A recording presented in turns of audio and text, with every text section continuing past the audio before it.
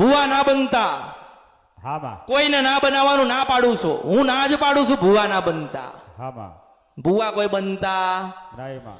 ભગત બનજો, ભક્તિ કરજો, મનની અંદર શ્રદ્ધા રાખજો, આંખ બંધ કરજો અને 500 વર્ષનો ઇતિહાસ બતાવવા તમારી ખોડિયાલ કાળકા ચાઉન મેલડી અને શિકોદર આવશે.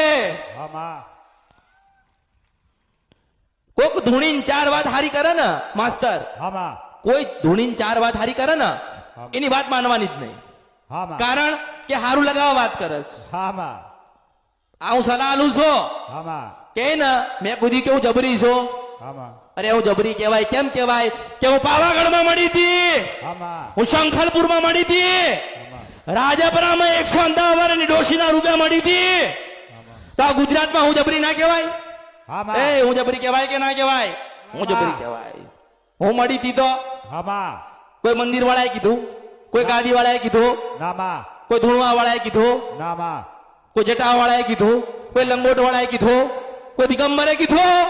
આ અમૃતની જોગ માયા પેલી પાલોદરની જોગણીએ કીધું તો હું મેલડી છું. હા માં. તો હું જબરી ના કહેવાય?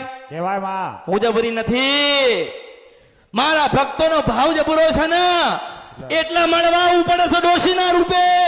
હા માં.